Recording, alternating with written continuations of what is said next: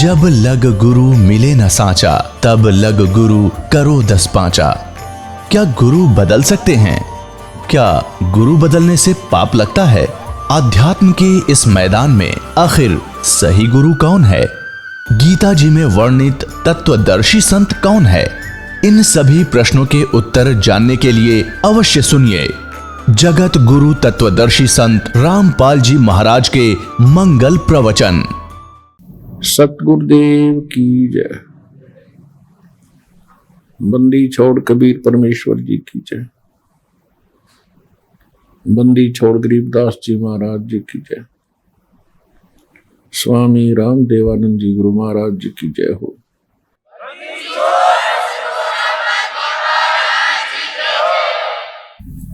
गरीब नमो नमो सतपुरुष को नमस्कार गुरु की नहीं।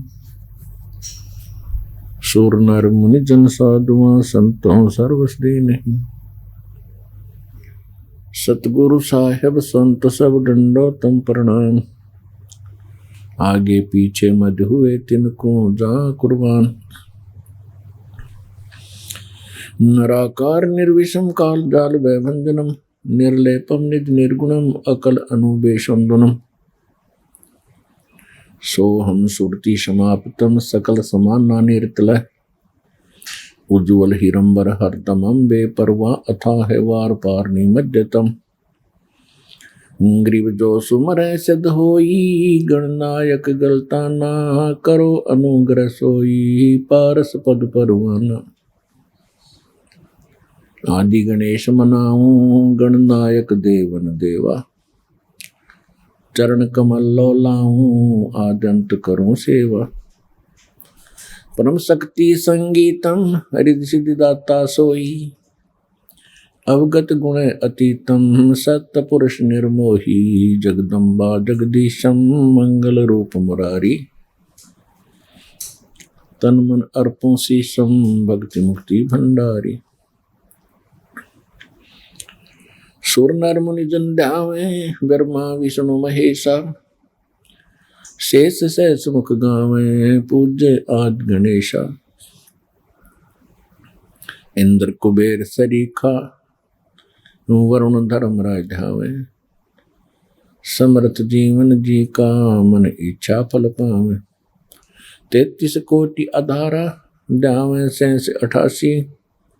उतरे बहु जल पारा कट है यम की फांसी। 33 कोटि अधारा ध्यावे 88। उतरे बहु जल पारा कट है यम की फांसी। कर जोरों विनती करूं धरूं चरण पर शीश। गुरु जी राम देवानंद जी महाराज ने दियो नाम बख्शीश। कोटि कोटि सिजदा करूं कोटि कोटि प्रणाम। चरण कमल में राखियो मैं बांधी जाम गुलाम। कुत्ता हूँ गुरुदेव का रामपाल दास का नाम। गले प्रेम की जेवड़ी जाके चो जाऊं। तो करो तो हो बावड़ू। दूर दूर करो तो जाऊं। जो रखो तो ही रहूं। जो देवो सो खाऊं। परम पिता परमात्मा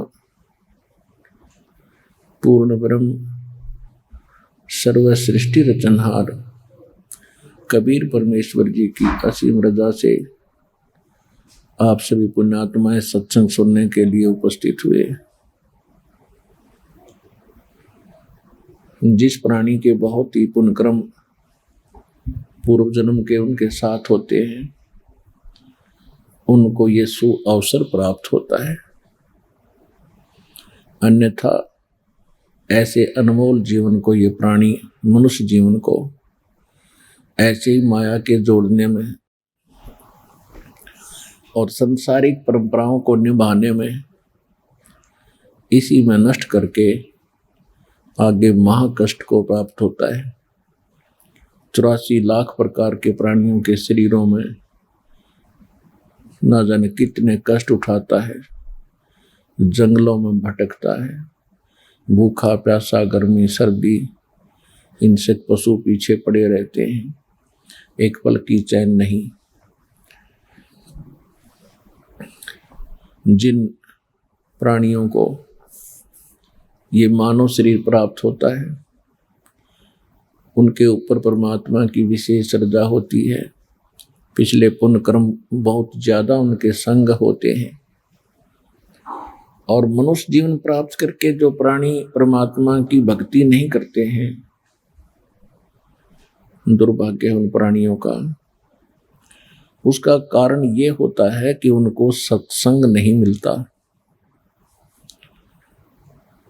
और सत्संग मिले बिना हमें पता नहीं चलता कि हम किस लिए जन्मे थे, हमारा मनुष्य जीवन का कर्तव्य क्या था।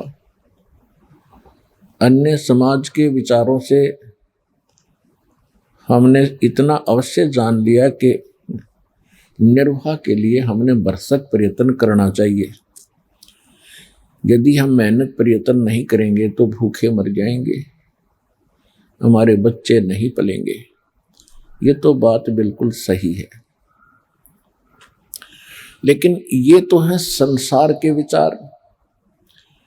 अब हमें इस मनुष्य जीवन में यदि इतना ही कार्य करना था तो ये तो पशु पक्षी भी कर रहे हैं। मनुष्य से भी अच्छी तरह प्यार से अपने बच्चों को पालते हैं। पक्षी अपने मुख में आहार लेकर आता है, अपने बच्चों को खिलाता है, अपने मुख से निकालकर बाद में स्वयं खाता है। तो हमसे भी ज्यादा लाड से प्यार से अपने बच्चों की परवरिश पक्षी भी करते हैं, और यही कर्म हम कर रहे हैं। तो मनुष्य जीवन का क्या लाभ हुआ? इतना ही कार्य नहीं था। अब सत्संग में आने से प्राणी को ज्ञान होता है कि मनुष्य जीवन का एक विशेष कार्य था।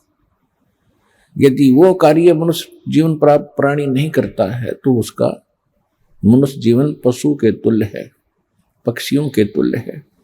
जैसा क्रिया वो करते हैं ऐसे ही ये स्वयं कर रहा है। आप जी के ऊपर वो कृपा हुई है जो परमात्मा ने आपको मनुष्य जीवन दिया। मनुष्य जीवन के बाद फिर आपको सत्संग प्राप्त हुआ। अब इसमें थोड़ी सी सावधानी की आवश्यकता है कि एक तो आप जी ने ज्ञान पूर्ण रूप से ग्रहण करना है। परमेश्वर ने आपको ऐसे स्थान पर लाकर खड़ा कर दिया है कि शायद असंख्य युगों के बाद आपको ये अवसर प्राप्त हुआ होगा। ऐसे स्थान पर ऐसे ज्ञान को प्राप्ति के लिए तुम आए हो, तो इसमें बड़ी सावधानी बरतनी है। ज्ञान ध्यान से ग्रहण करना है। यह सब प्रमाण दिखाए जाते हैं। आपको पहले शिक्षित इसीलिए किया भगवान ने कि आप सदग्रंथों को स्वयं जान सकें, सत्य और असत्य का निर्णय कर सकें। अभी तक हम इसीलिए काल के जाल में फंसे रह जाते थे कि हम इन नकली और असली ज्ञान को नहीं परख पाए, क्योंकि हमें स्वयं ज्ञान नहीं था। तो परमात्मा ने इस कलयुग के इस समय में सबसे पहले हमें ज्ञान ही देना था, और ज्ञान देने के लिए आपको शिक्षित भी करना था। तो अभी 30-40 वर्ष से उरे दास देख रहा है कि कैसी बाढ़ सी आ गई शिक्षा की। छोटे छोटे 3-3 वर्ष के बच्चों को स्कूल भेजना शुरू कर देते हैं माँ बाप। तो परमात्मा की प्रेरणा है। शिक्षा से हम भगवान को पहचान सकते हैं, अन्यथा इस शिक्षा का कोई काम नहीं। अब परमात्मा प्राप्ति के लिए हमने असंख्य जन्म खो दिए, जंगलों में हम गए, परमात्मा पाने की प्रेरणा पाकर सारे, जैसा भी हमें कोई मार्गदर्शक मिला, कोई गुरु मिला, उसके आधार से हमने भक्ति साधनाएं भी की, लेकिन हम मुक्त नहीं हुए। मनुष्य जीवन का मूल काम है जन्म और मरण से छुटकारा पाना। जब तक ये नहीं होगा तब तक आप कितनी भक्ति कर लो, जन्म और मृत्यु आपकी सदा बनी रहेगी, सदा कष्ट बने रहेंगे। पुण्य कर्म करोगे स्वर्ग चले जाओगे, पाप करोगे नरक चले जाओगे। स्वर्ग और नरक में पुण्य और पाप दोनों खाली करके फिर आप नए सिरे से पृथ्वी पर किसी पशु पक्षी या मनुष्य शरीर फिर प्राप्त कर लोगे, और उसके बाद फिर से वही पाप और पुण्य आपके इकट्ठे होना शुरू हो जाएंगे। तो ये असंख्य जन्म का ये झंझट हम झेल रहे हैं। अब ये सुअवसर प्राप्त हुआ है कि हम अब परमात्मा का ज्ञान ग्रहण करके जरा और मरण, जन्म और मरण, इनसे छुटकारा पा सकते हैं। उसके लिए एक प्रॉपर तरीका है। कोई भी कार्य हम करते हैं उसकी सफलता के लिए कुछ फार्मूले होते हैं, तो वो कंप्लीट फार्मूला इस दास के पास उपलब्ध है मोक्ष पाने का। यहाँ भी सुख, संसार में भी सुख, शारीरिक सुख, मानसिक सुख और कोई तीन ताप का कष्ट हो वो भी दूर होगा यदि श्रद्धा से भक्ति आप करोगे। तो परमात्मा के ज्ञान को और भक्ति मार्ग को पहचानने के लिए, सत्य और असत्य का निर्णय करने के लिए हमने कोई आधार मानना पड़ेगा। बगैर किसी आधार से हम सत्य और असत्य का निर्णय नहीं कर सकते। तो उसके लिए हम किस चीज को आधार माने? अभी तक जितने भी हमारे धर्म गुरु हुआ करते थे वो सभी यही कहते थे कि हम अपने जो सदग्रंथ हैं, शास्त्र हैं, वेद है, गीता है, पुराण है, इन पवित्र सदग्रंथों से हम आपको ज्ञान सुना रहे हैं। अब जैसा उन्होंने वेद और गीता और पुराणों को जाना था वो ज्ञान हमारे पास था कि हमारे धर्मगुरु ये बता रहे हैं कि वेदों में, गीता में, पुराणों में ऐसा लिखा है। उन्होंने क्या बताया था हमारे को कि ब्रह्मा विष्णु महेश और ये सभी अजरो अमर हैं, विष्णु और शंकर जी की भक्ति करनी चाहिए, ये अजन्मा हैं, इनके कोई माता पिता नहीं है। इन्होंने ये ज्ञान दिया था हमें वेदों का नाम लेकर कि वेदों में ऐसा लिखा है, पुराणों में ऐसा लिखा है। और श्रीमद् भगवत गीता में श्री कृष्ण जी को पूर्ण परमात्मा सिद्ध करके इन्होंने अपने लोक वेद दंत कथा हमें सुना रखी थी। और परमात्मा स्वयं आते हैं अपना यथार्थ ज्ञान बताने के लिए। वो प्रत्येक युग में आते हैं, लेकिन उस समय हम परमात्मा को पहचान नहीं पाते क्योंकि हमने ज्ञान गलत ग्रहण कर रखा होता है। और हमारी जो बुद्धि होती है वो इस बात पर टिकी होती है कि परमात्मा तो निराकार होता है। फिर कुछ एक ऐसा ज्ञान हमें मिला था कि श्री राम श्री कृष्ण ये परमात्मा थे, पूर्ण ब्रह्म थे, सारी सृष्टि के रचने वाले थे। फिर हम अगर साकार भगवान को मानने लगे तो राम और कृष्ण इन्हीं तक सीमित हो गए। 600 वर्ष पहले भगवान ने आकर बताया था, तीन देव की जो करते भक्ति उनकी कदे ना होवे मुक्ति। कि ब्रह्मा विष्णु महेश की जो भक्ति करते हैं उनका मोक्ष कभी नहीं हो सकता, क्योंकि ये तीनों देवता भी नाशवान हैं। और नाशवान की भक्ति करेंगे तो हम स्थिर कैसे हो सकते हैं, हमारा मोक्ष कैसे हो सकता है? कौन सा मोक्ष? श्रीमद् भगवत गीता अध्याय नंबर 18 के श्लोक नंबर 62 में कहा कि अर्जुन तू सर्वभाव से उस परमेश्वर की शरण में जा, उसकी कृपा से तू परम शांति को और सनातन परम धाम को प्राप्त होगा। गीता अध्याय नंबर 15 के श्लोक नंबर 4 में कहा कि अर्जुन, तत्वदर्शी संत की प्राप्ति के उपरांत परमेश्वर के उस परम पद की खोज करनी चाहिए, जहां जाने के बाद साधक फिर लौटकर कभी संसार में नहीं आते और केवल उसी परमात्मा की भक्ति कर जिसने सब ब्रह्मांडों की रचना की है। तो इससे एक तो ये सिद्ध हो गया कि गीता ज्ञान दाता से अन्य कोई भगवान है, और गीता ज्ञान देने वाला स्वयं कह रहा है कि उस परमात्मा की भक्ति करो, अन्य की नहीं करनी, और उसकी भक्ति से आप वो पद प्राप्त करोगे, वो स्थान प्राप्त करोगे कि फिर कभी जरा मरण नहीं होगा, फिर लौटकर संसार में कभी नहीं आओगे। अपने विषय में गीता ज्ञान देने वाला भगवान खुद कह रहा है कि अर्जुन, दूसरे अध्याय के 12वें श्लोक में, चौथे अध्याय के 5वें और 9वें श्लोक में, 10वें अध्याय के दूसरे श्लोक में, कि अर्जुन तेरे और मेरे बहुत जन्म हो चुके हैं, तू नहीं जानता मैं जानता हूं। इससे सिद्ध है कि गीता ज्ञान देने वाला भी नाशवान, तो उसके पुजारी आप नाशवान, तो वो मोक्ष नहीं हुआ जो 15वें अध्याय के 4थे श्लोक में लिखा है कि जहां जाने के बाद साधक फिर कभी लौटकर संसार में नहीं आते। 18वें अध्याय के 62वें श्लोक में क्या कि उस परमेश्वर की शरण में जा जो पूर्ण मोक्ष देता है, उसकी कृपा से तो परम शांति को प्राप्त होगा और शाश्वत स्थान को प्राप्त होगा। शाश्वत स्थान माने जिस स्थान का कभी नाश ना होता हो, हम उसे सतलोक कहते हैं और गीता में उसको सनातन परम धाम कहा है। तो सतलोक की प्राप्ति के लिए फिर उसने बताया है कि उस परमात्मा की शरण में जा जो ये मोक्ष तुझे प्राप्त कराएगा। उसके लिए चौथे अध्याय के 34वें श्लोक में कहा कि अर्जुन,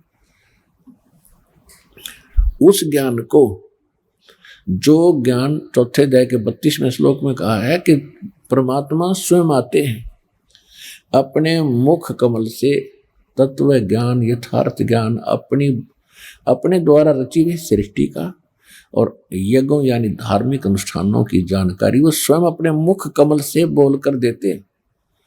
चौथे अध्याय के 32वें श्लोक में एक ब्रह्मणे मुखे शब्द है मूल पाठ में। तो इन अनुवादकों ने अपनी अज्ञानता के कारण उसका अनर्थ कर दिया। ब्रह्मणे मुखे का अर्थ कर दिया इन्होंने वेद की वाणी, ब्रह्मणे का अर्थ लिख दिया वेद, ये गलत कर दिया। ब्रह्मणे का अर्थ 17वें अध्याय के 23वें श्लोक में इन्हीं अनुवादकों ने सही किया है, उसका अर्थ किया है, ब्रह्मणे का अर्थ किया है सच्चिदानंद घन ब्रह्म यानी पूर्ण परमात्मा। ओम तत् सत इति निर्देश ब्रह्मणे त्रिविधे समर्थ है। उसका अर्थ बनता है कि उस सच्चिदानंद घन ब्रह्म पूर्ण परमात्मा के पाने के का 3 मंत्र का जाप है ओम तत् सत इति निर्देश है। तो वहां ब्रह्मणे शब्द है, तो ब्रह्मणे शब्द का अर्थ सही किया वहां पर इन्होंने, इनकी बुद्धि वहां विचलित नहीं हुई। सच्चिदानंद घन ब्रह्म के पाने का यानी गीता ज्ञानदाता से कोई और परमात्मा है, वो ब्रह्मणे कहलाता है, यानी ब्रह्म से बड़ा भगवान। ब्रह्म ते गीता ज्ञानदाता है, श्री कृष्ण में प्रवेश करके बोल रहा है, ये काल है। तो गीता अध्याय नंबर 4 के श्लोक नंबर 32 में लिखा है कि परमात्मा अपने मुख कमल से जो ज्ञान देता है स्वयं प्रकट होकर, वो ज्ञान है तत्व ज्ञान, वो यथार्थ ज्ञान है। उसके अंदर वो परमात्मा के पाने का कंप्लीट कोर्स है। चौथे अध्याय के 34वें श्लोक में उसने कह दिया कि उस ज्ञान को तत्वदर्शी संत जानते हैं, उनके पास जाकर समझो, दंडवत प्रणाम करो, निष्कपट भाव से विनम्रता से प्रसन्न करो, तब वो तत्वदर्शी संत तुम्हें उस तत्व ज्ञान का उपदेश करेंगे। इससे एक तो ये सिद्ध हो गया कि गीता में वो ज्ञान नहीं है, लेकिन गीता का ज्ञान जो है ये नकारा नहीं जा सकता, इनकम्प्लीट है लेकिन यथार्थ है, अधूरा है। जैसे एक तो 5वीं कक्षा का सिलेबस होता है पाठ्यक्रम, एक 10वीं तक का होता है। तो गीता और वेद ये समझो मैट्रिक यानी 10वीं तक का सिलेबस है। 10वीं तक का सिलेबस गलत नहीं होता, आगे की पढ़ाई के लिए आगे सिलेबस और होता है। और परमेश्वर की वाणी में वो कंप्लीट है प्रथम से लेकर और लास्ट पढ़ाई तक। तो वो है तत्व ज्ञान। उस तत्व ज्ञान की प्राप्ति के उपरांत अपने को ना वेदों की आवश्यकता, ना गीता की, ना पुराणों की, ना कुरान, ना बाइबल की। क्योंकि वो ज्ञान ऐसा छुप गया हमसे कि उसको तो हमने गलत मान लिया, और जो गलत ज्ञान हमें प्राप्त था उसको हमने सत्य मान लिया। जबकि हमारे सदग्रंथ ये बता रहे हैं कि जो 600 वर्ष पहले परमात्मा कबीर जी बनारस में, काशी में एक जुलाहे की भूमिका करते हुए और ये ज्ञान भी यथार्थ बोला करते थे, उस ज्ञान के अंदर आज परमात्मा के ज्ञान में ये वेद और गीता वाला ज्ञान पुराणों का जो का तो लिखा है। और जिसकी ऑप्शन छोड़ रखी है कि उस तत्वदर्शी संत से पूछो, वो ज्ञान भी है उसमें। तो वो तत्व ज्ञान है, वो सूक्ष्म वेद है, वो 5वां वेद है। तो सूक्ष्म वेद परमात्मा ने स्वयं आकर बोला है। तो उस ज्ञान को, जो ज्ञान हमने रिजेक्ट कर रखा था अज्ञानी संतों ऋषियों की सुनी सुनाई दंत कथाओं से, उस यथार्थ ज्ञान को पहले तो पुराणों से, वेदों से, कुरान से, बाइबल से, गीता से आपको ये सिद्ध करके दिखाया है कि ये ज्ञान परमात्मा ने 600 वर्ष पहले कहा था, जो आज हमारे पवित्र बुक्स में, होली बुक्स के अंदर विद्यमान है। और जो इनमें नहीं है वो भी उसमें है, जिसम का ऑप्शन छोड़ रखा है कि उस तत्वदर्शी संत से पूछो, वो तत्व ज्ञान के अंदर विद्यमान है, तो वो भी उसमें है। तो इन जो पवित्र इनकम्प्लीट होली बुक्स थी अपने पास, अधूरे सदग्रंथ थे, इनसे तो उस यथार्थ ज्ञान को कबीर साहिब की मुख से बोली वाणी को प्रूव किया है कि उसमें जो लिखा है वो 600 वर्ष पहले लिखा हुआ था, और आज हमारे सदग्रंथ जो इससे भी पहले के लिखे हुए थे, उनमें वही ज्ञान है जो भगवान स्वयं बताया करते थे। जितना उन्होंने बताया उतना इनमें भी मिल रहा है। तो इससे सिद्ध हो गया कि वो ज्ञान सारा ही सत्य है जो परमात्मा ने बोला था। ये तो एक फार्मूला हुआ हमें एक थ्योरेटिकली सिद्ध करने के लिए कि हम सदग्रंथों से ये सिद्ध करते हैं कि परमात्मा कैसा है, उसका प्रमाण कहाँ है। तो दूसरा होगा हम एक प्रैक्टिकल जिसने किया है, तो प्रैक्टिकल के अंदर थ्योरी वही होती है जो पहले हमारी अवेलेबल होती है सिलेबस में। उस थ्योरी को ही देखकर हम फिर प्रैक्टिकल करते हैं। जिन महापुरुषों ने उसी सिद्धांत से जो प्रैक्टिकल किया, उन्होंने भी फिर वही बताया है कि परमात्मा कैसा है, कौन है, कहाँ रहता है। और जिस प्रैक्टिकल से या जिस साधन से, जिस फार्मूले से उन्होंने परमात्मा को पाया, उनकी अमृत वाणी में वो मंत्र लिखे हुए हैं कि हमने ये मंत्र जाप किया तो हमारा उद्धार हुआ। ये पूरा अध्यात्म मार्ग इन 2 पॉइंटों पर निर्भर करता है। एक तो हम अपने सदग्रंथों को सही मानते हैं, उसमें जो प्रमाण है, फिर हम उन महापुरुषों को भी सत्य मानते हैं, उनकी महिमाष्टक गाते सुनते आए, उनकी वाणी को भी अपने ज्ञान के आधार में लेते रहे सत्संग में। और उन्होंने कैसे भगवान पाया और कैसा बताया, और वही वेदों में मिला और वही परमात्मा की वाणी में मिला। तो इन सबसे मिलकर के एक निष्कर्ष निकल आता है कि ये तो भगवान है, इसके पाने का ये तरीका। इसके अतिरिक्त और कोई साधना करते हैं तो वो व्यर्थ है।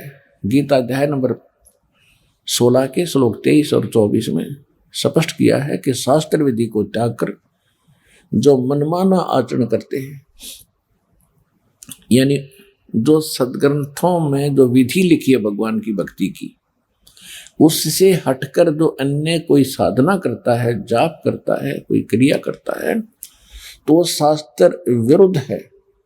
और शास्त्र विधि को त्याग कर जो मनमान आचरण करते हैं उनको न तो सुख होता है, न उनको कोई सिद्धि प्राप्त होती है, न उनकी गति होती है। तो इसे सिद्ध है कि व्यर्थ हुए वो साधना। और हमने कौन सी साधना करनी चाहिए? 24वें श्लोक में 16वें अध्याय के गीता में लिखा है कि इससे तेरे लिए अर्जुन कर्तव्य और अकर्तव्य की अवस्था में, यानी कौन सी साधना करनी चाहिए और कौन सी ना करनी चाहिए, सदग्रंथ ही प्रमाण है। किसी की दंत कथा पर विश्वास करके अपना जीवन नष्ट ना करना। फिर दूसरे अध्याय के 53वें श्लोक में श्रीमद् भगवद गीता में लिखा है कि जिस समय अर्जुन तेरी बुद्धि भ्रमित करने वाले भिन्न भिन्न प्रकार के विचारों से हटकर एक तत्व ज्ञान पर, परमात्म ज्ञान पर स्थिर हो जाएगी, तब तू योगी होगा, यानी भगत बनेगा, योग को प्राप्त होगा। नहीं तो तुझे कोई भी डगमग कर देगा किसी पॉइंट पर आकर के। तो जब तेरी बुद्धि भिन्न भिन्न प्रकार के भ्रमित करने वाले धार्मिक विचारों से हटकर एक तत्व ज्ञान के ऊपर, परमात्म ज्ञान पर स्थिर हो जाएगी, तब तू योग को प्राप्त होगा। तब तो तू योगी बनेगा, भगत बनेगा। योगी माने साधक, जो परमात्मा पाने की प्रयत्न करे। हमने योगी मान रखा वो जो केवल जो आसन करता है, ऐसे वैसे अटपट करता है। ये तो एक प्राकृतिक चिकित्सा होती है, ये योग नहीं है। ये योगी, ये भक्ति नहीं है, इसको योगी नहीं कह सकते। ये तो प्राकृतिक चिकित्सक है। लेकिन पहले ये साधक जो ऋषि होते थे, ये अपने स्वास्थ्य के लिए ये क्रिया भी साथ करते थे, क्योंकि स्वस्थ शरीर से ही भक्ति बनती है। ये योग जो है भक्ति के लिए एक सहयोगी है, ना कि इसे मोक्ष नहीं है। भक्ति का मेन स्वास्थ्य रखने के लिए पहले, और ये ऐसी वैसी साधनाएं नहीं थी। और विशेषकर ये ऋषि लोग ही जो ज्यादा समय अपना बैठते थे, साधना करते थे। इनके पास और कोई काम तो था ही नहीं, क्योंकि सदग्रंथों को पढ़ना, जनता को समझाना। एक मजदूर व्यक्ति है, किसान व्यक्ति है, सारा दिन उसका तो अपयोग हो जाता है, सारा दिन मेहनत करता, धंधा करता, उसको जरूरत नहीं उस योग करने की। वो तो वैसे ही स्वस्थ रहेगा, खुली हवा में रहता है, सारा दिन काम करता है। ये ऋषि लोग बैठे रहा करते थे, या तो साधना गलत करने के उद्देश्य से, साधना की ठीक थी नहीं इसलिए ज्यादा हठ योग करके बैठते थे। तो उसके लिए इन्होंने अपना योग साधना करनी अनिवार्य थी। सारा दिन बैठे रहने से शरीर खराब होता है। तो हम इन्हीं को देखकर फिर उसको भी एक साधन मान लिया भक्ति का। योग करना कोई अनिवार्य नहीं है, जो मेहनत मजदूरी करते हैं। योग साधना करना कोई पाप नहीं, बुरा नहीं। जिनका बैठने का काम है वो योग कर सकते हैं, 10-20 मिनट, आध घंटा, जैसा समय मिले स्वास्थ्य के लिए। लेकिन योगी का अर्थ यहाँ गीता अध्याय नंबर 2 के श्लोक नंबर 53 में है, भगत से संबंधित है। तब तू भगत बनेगा, क्योंकि आप फिर डगमग नहीं हो सकते। इसलिए आपको सबसे पहले वो ज्ञान सुनाया जाता है। तो उसके लिए हमने अपने मन को रोकने के लिए, दृढ़ता पैदा करने के लिए, स्थिर रहने के लिए कुछ सहारा चाहिए। उसके लिए हमारे पहले तो अपदास ने बताया कि सदग्रंथ, जो सदग्रंथ हैं, जिनको हम आज तक सत्य ज्ञान युक्त मानते रहे, प्रथम तो आप जी ने वो आधार बनाना है। दूसरे फिर हमारा जो दास आपको प्रमाणित करके दे रहा है कि इससे भी ऊपर हट उठ के एक ऐसा ज्ञान है, ऐसा सूक्ष्म वेद है, तत्व ज्ञान है, जिसमें इन ग्रंथों वाला ज्ञान तो है ही है, और जो इनमें नहीं है, इनमें किसी और से जानने के लिए कहा, वो भी उसमें है। लेकिन वो भी एक वेद है, सूक्ष्म वेद है। जब इन वेदों को हमारे धर्म गुरु नहीं समझ सके तो सूक्ष्म वेद को समझना तो बहुत ही दूर की बातें हैं। आप जी के रूबरू दास ने बहुत बार किया है कि वेदों में परमात्मा मनुष्य दृश्य है, साकार है, और वो ऊपर एक स्थान पर रहता है, वो सतलोक में रहता है और वहां पर राजा के समान विराजमान है और उसके सिंहासन यानी तख्त के ऊपर बैठा है। देखने में राजा के समान है, उसकी सारी शोभा, सिर पे मुकुट है मालिक के, ऊपर एक बहुत बड़ा छत्र है और उनके एक रोम में यानी बाल, रोम बोलते हैं, बाल शरीर के बाल को रोम बोलते हैं, और जहाँ रोम ये बाल उगा है उसको रोमकूप बोलते हैं, यानी बाल कहो ये रोमकूप। तो इसमें करोड़ सूर्य मिला दे, करोड़ चंद्रमा, इतना उनके एक बाल की शोभा है। ये वेदों में लिखा है और यही परमात्मा ने स्वयं आकर बताया है और यही उन महापुरुषों ने ज्ञान दिया है, बताया, आंखों देखा जिनको परमात्मा मिले हैं। और वो परमात्मा फिर वहां से चलकर आता है, सह शरीर आता है और 3 प्रकार से वो अपनी लीला करता है। 3 प्रकार के शरीर से 3 प्रकार की लीला में शरीर बनाकर करता है। एक तो वो ऊपर बैठे रहते हैं, दूसरा जब संसार में आते हैं प्रत्येक युग के अंदर एक शिशु रूप धारण करके किसी सरोवर के अंदर कमल के फूल पर विराजमान होते हैं। वहां से उनको निसंतान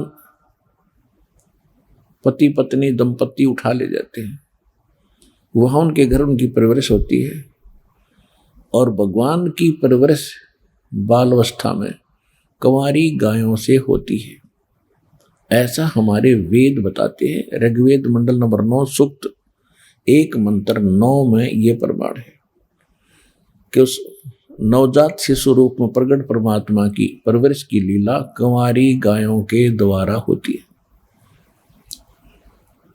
और फिर वो धीरे धीरे लीला में शरीर में बड़ा होते हैं तो छोटी सी आयु में ही वो परमात्मा बड़े बड़े विद्वानों के छक्के छुड़ा देते हैं ज्ञान में, क्योंकि वो आते ही ज्ञान बताने के लिए। इसी प्रकार लीला करते हुए आज से 600 वर्ष पहले भगवान वो पूर्ण परमात्मा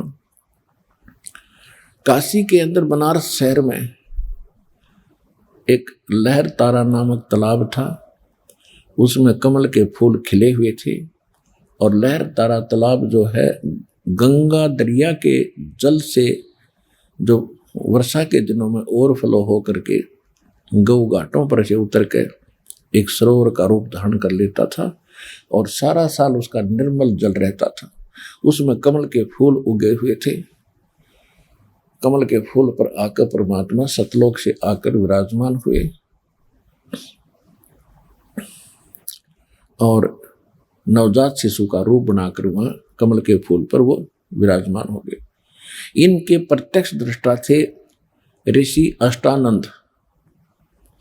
अष्टानंद नाम के एक ब्राह्मण ऋषि थे। उसमें स्वामी रामानंद एक बहुत बड़े विद्वान माने जाते थे वेद और गीता के पुराणों के, तो उनके शिष्य थे अष्टानंद जी। अष्टानंद जी प्रतिदिन उसी सरोवर पर स्नान करने के लिए जाया करते थे। गर्मी का मौसम था, ज्येष्ठ उतरते की पूर्णमासी, ज्येष्ठ सुदी पूर्णमासी को प्रतिदिन की तरह अष्टानंद भी नहाकर स्नान करके साधना करने के लिए तत्पर थे। उधर से परमात्मा सतलोक से नवजात शिशु रूप में आ रहे थे। उनका बहुत ज्यादा तेज था, जैसे तारा सा टूटता है। अष्टानंद जी ने देखा कि प्रकाश इतना गजब का प्रकाश किस चीज का है। जो ही उसने चरम दृष्टि से देखना चाहा, उसकी आंखें बंद होगी, इतना नूर था, इतना तेज था। जैसे हम सूर्य की ओर देखते हैं तो हमारी चरम दृष्टि सूर्य को के प्रकाश को सहन नहीं कर पाती, आंखें बंद हो जाती है। बंद होने के बाद हमें सूर्य का जो प्रकाश रहित आकार होता है केवल वो दिखाई देता है। इसी प्रकार जब अष्टानंद जी ने ऊपर से आ रहे प्रकाश पुंज को देखा, उसकी आंखें उसको सहन नहीं कर सकी, आंखें बंद हुई, साइड में कर ली। तो क्या देखा कि उसने एक नवजात शिशु देखा, प्रकाश रहित शरीर उसका, और उसी का वो प्रकाश था।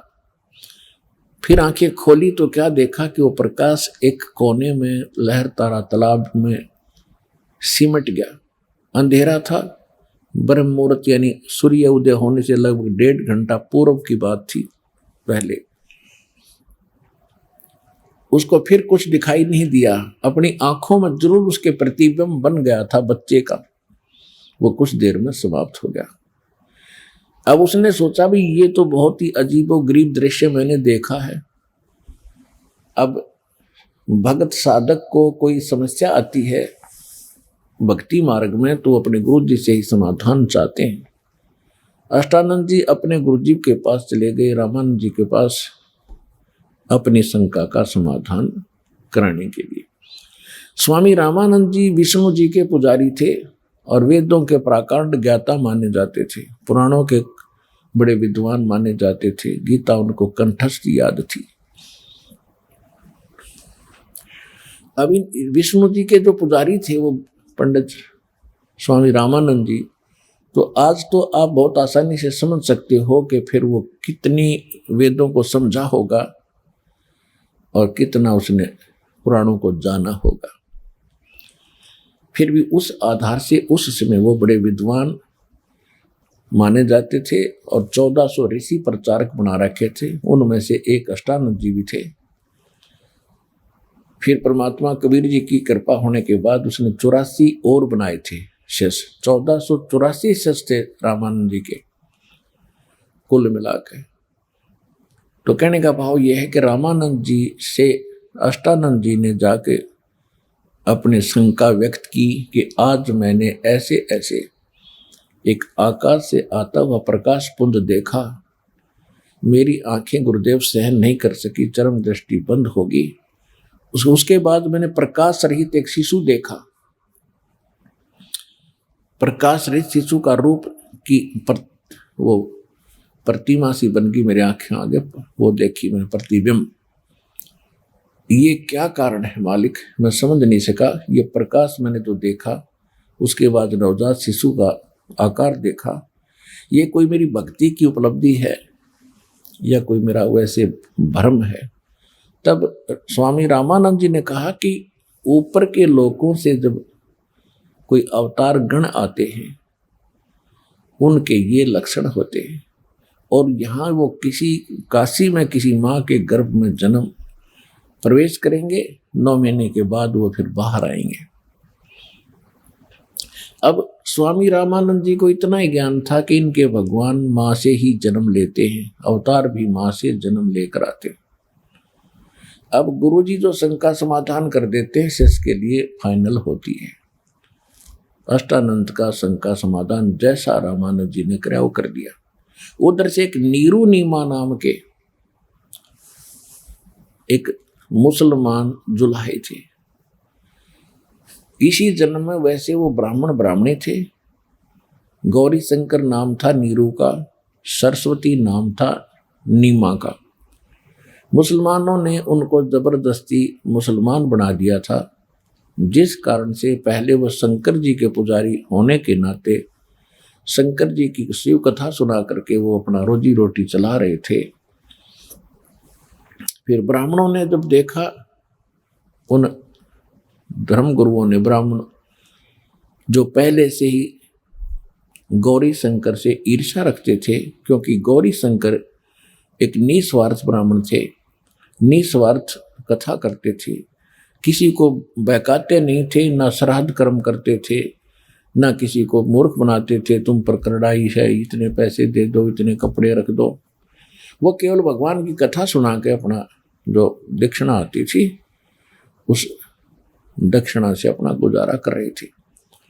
फिर मुसलमान और दूसरे जो वो ब्राह्मण थे जो लोगों को ठगते थे, अपना रोजी रोटी चला रहे थे, वो उससे ईर्ष्या करते थे, क्योंकि सभी उसके प्रशंसक बन गए थे। जिस कारण से मुसलमानों का दाव लग गया कि ये ज्यादा प्रचार गौरी शंकर कर रहा है हिंदू धर्म का, और क्यों ना इसको मुसलमान बना दें। और दूसरे जो धर्म गुरु हैं जो जनता को बहकाते हैं लड़ने मरने के लिए, वो पहले से इसके विरोधी हैं, वो कुछ करेंगे ही नहीं। और ऐसा ही हुआ। तो नीरू नीमा गौरी शंकर सरस्वती से उनका नाम बदल दिया, गौरी शंकर का नाम रख दिया नूर अली, उसको फिर नीरू कहने लगे। और सरस्वती का नाम रख दिया नियामत, उसको नीमा कहते हैं। ऐसे अपभ्रंश गांव में छोटे नाम बना लेते हैं। तो नीरू और नीमा नाम से वो प्रसिद्ध हो गए। तो नीरू नीमा निसंतान थे, उम्र 60 के आसपास हो चुकी थी। भले ही वो मुसलमान बन गए थे, लेकिन फिर भी भगवान शंकर की याद उनको हमेशा बनी रहती थी। तो एक दिन नीमा ने विशेष उसी दिन स्नान कर, और उनको गंगा में स्नान करना बंद कर दिया, उस घाट पर जहां ब्राह्मण नहाते थे गंगा में।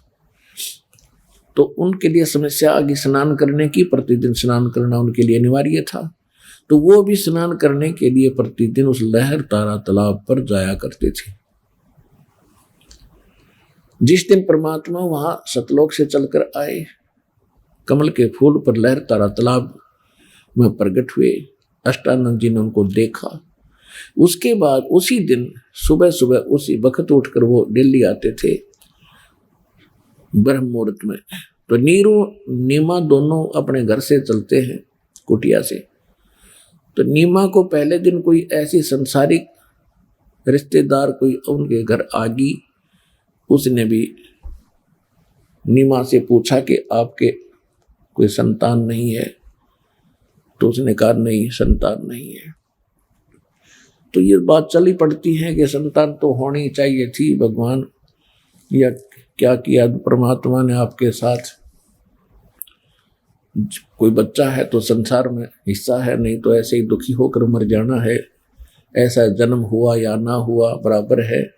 तो जैसे संसार के विचार ऐसे ही होते हैं, लेकिन परमात्मा के अध्यात्म मार्ग के इसके विपरीत विचार होते हैं। यहाँ जिसके भी कोई संतान है, ये कोई वैसे नहीं है, लड़का है या लड़की है, या नाता रिश्ता कोई जुड़ा है, ये पिछले संस्कार हैं, पिछले जन्म का आपने किसी का लेना है, किसी का देना है, वो पुत्र पुत्री रूप में आपसे प्राप्त कर रहे हैं। और जिनके संतान नहीं है वो फ्री हो चुके हैं, उनका कोई अभी किसी से लेना देना शेष नहीं है।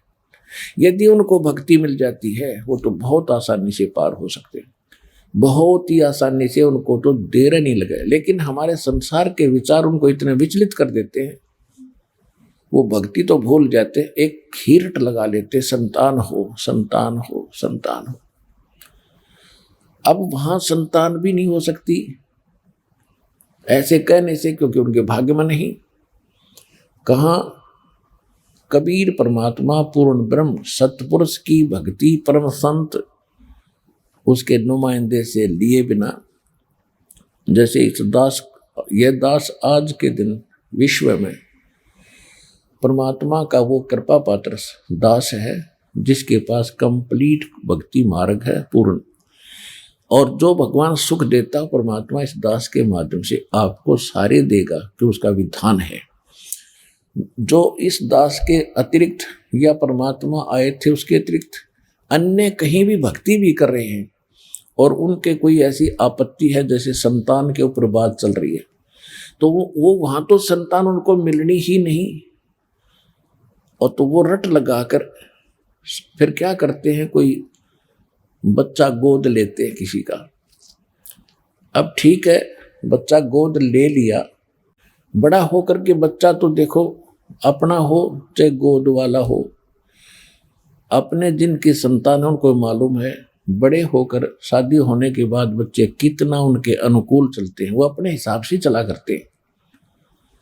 तो उसको अंत में जिन्होंने बच्चा गोद लिया है, अंत में उसका विवाह भी होगा, उसके बच्चे भी होंगे, वो फिर बूढ़ा बुढ़िया बाद में बैठ कर रोते हैं कि देखा आज हमसे ये ऐसा व्यवहार कर रहा है, हमारा अपना बच्चा होता तो क्या ये ऐसे करता, या नहीं फिर उससे भी छक लेंगे, वो लास्ट में उससे भी तंग आ लेंगे। और फिर विशेषकर माई के मन में यह बात निकलती नहीं मन से कि भगवान मेरा अपना बच्चा होता, मेरा संतान नहीं हुई, इससे कसक में वह मर जाती है।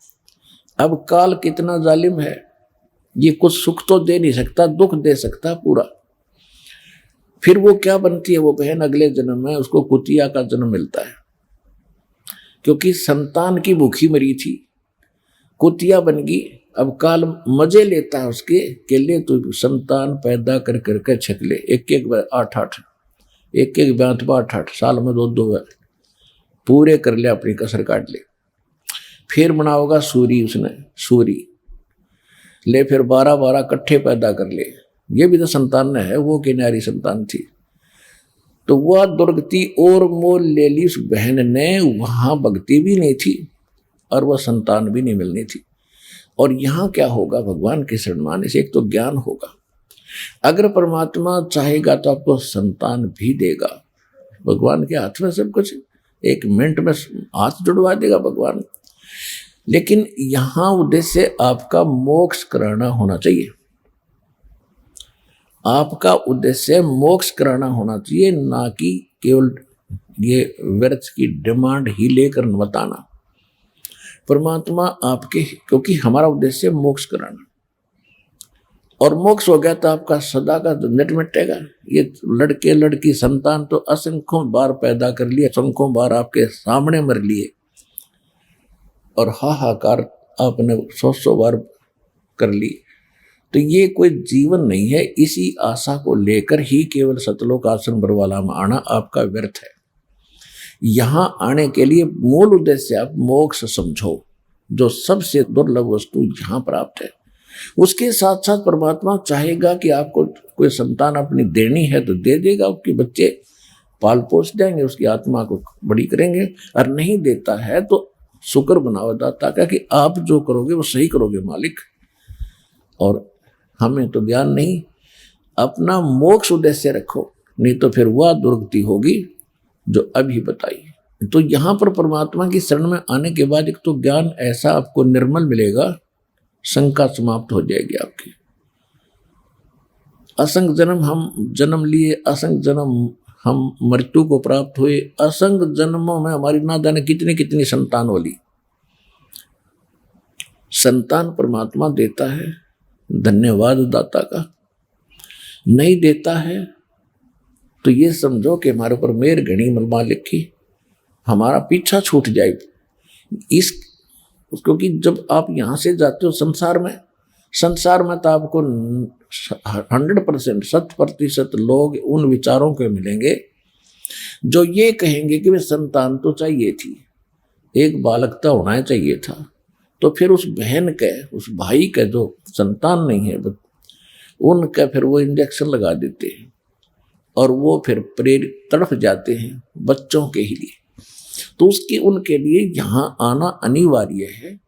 परमात्मा चाहेगा तो पता नहीं कितनी संतान दे देगा।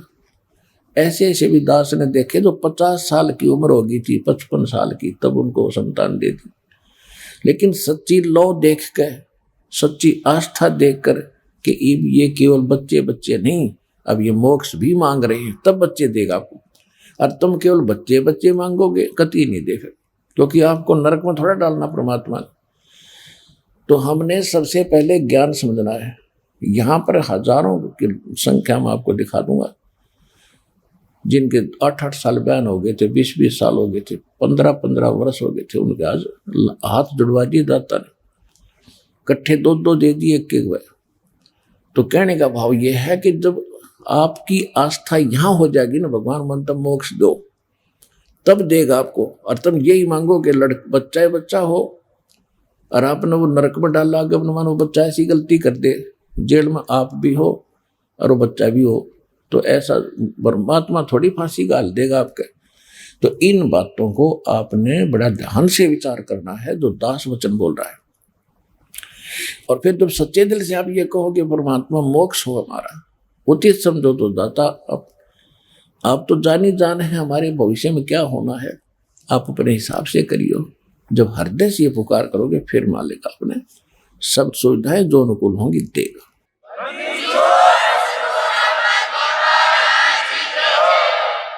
नीमा को कोई रिश्तेदार आकर, उसकी रिश्तेदार ने उसको ऐसी कथा सुना दी, वह सारी रात करवट लेती रही और मन में एक करट ला रही थी, हे भगवान एक जातक दे देते, हे परमात्मा एक बच्चा दे देते, हे शंकर भगवान क्या आपके घर में बच्चों की कमी पड़ गई, आप तो महादेव हैं, सर्व सबके मालिक हैं, कुछ भी कर सकते हो।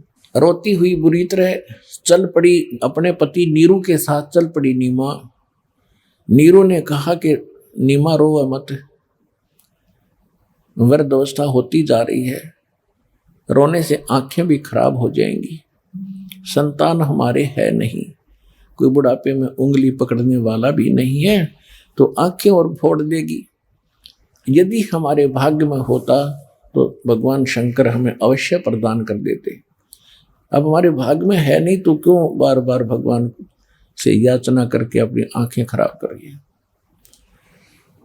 ऐसे कहते कहते वो पहुंच गए वहां पर जहां परमात्मा प्रकट हो चुके थे कमल के फूल पर।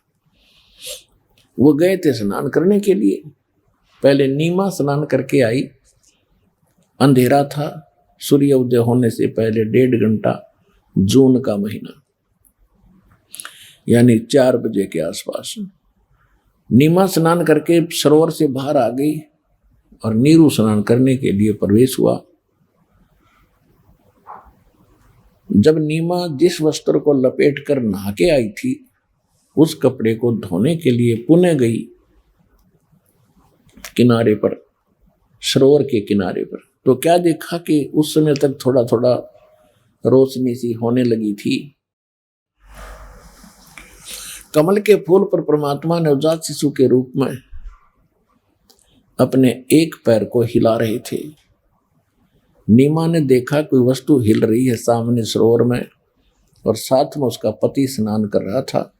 उसको शंका हुई कि शायद कोई सर्प है, फन उठाए हुए है। जब उसने ध्यान से देखा तो देखा कि बच्चा है और कमल के फूल पर बालक, छोटा सा नवजात शिशु। उसने अपने पति से कहा कि देखियो जी, देखियो कमल के फूल पर एक बच्चा है, इसको उठाइयो नहीं तो डूब जाएगा। अब नीरू स्नान कर रहा है से, तो वो कहने लगा कि नीमा तू कति मेंटल होली, अब तुझे जल में भी बालक दिखाई देने लगे। मैंने बहुत बार समझा लिया है, तू छोड़ दे इस आशा को, भगवान पर विश्वास कर। तो उसने फिर जोर से कहा कि देखो जी मैं सच्ची कह रही हूं, देखियो सामने देखो। जब उसने उसकी कसक भरी आवाज सुनी नीरू ने, तो जिधर वो संकेत करे थी उधर ध्यान गया तो क्या देखा, एक नवजात बच्चा कमल के फूल पर था। उसने कमल समेत तोड़ दिया, फूल के समेत तोड़कर अपनी पत्नी को थमा दिया। अब नीमा उस बच्चे को लेकर के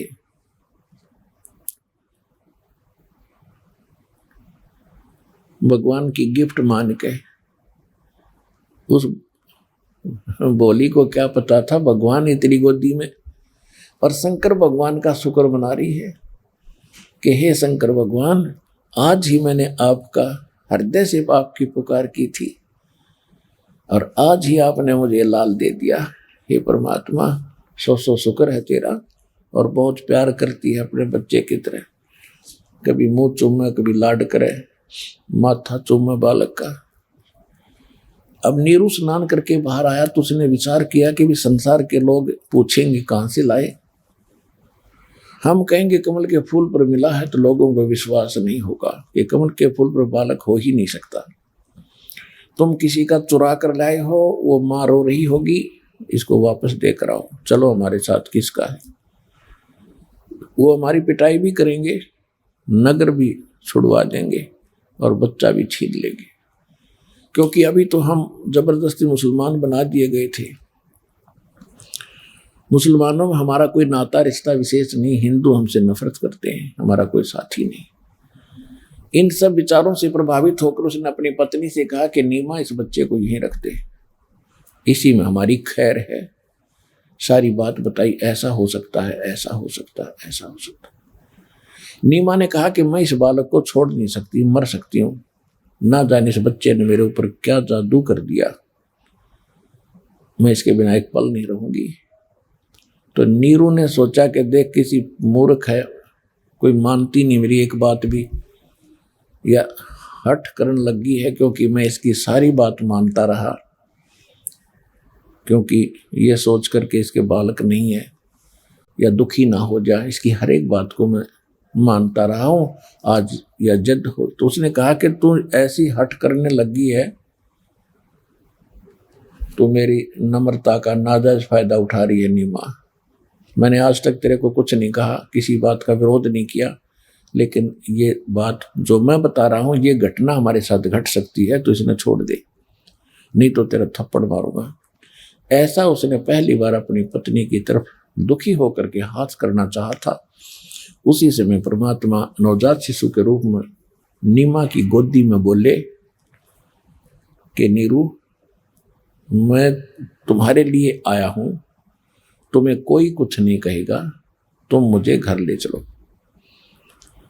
अब नीरू घबरा गया कि छोटा सा बालक बोलता है, इसमें हो सकता है कोई भूत हो, प्रेत हो, कोई जंद हो, और नहीं ले जाऊंगा तो यूं यही मेरा काम कर देगा। तो डर के आगे आगे चल पड़ा, पीछे पीछे नीमा उसको लिए भगवान को चल रही है। इतना सुंदर स्वरूप था मालिक का कि उस समय दुल्हों में ऐसा बच्चा नहीं होता था।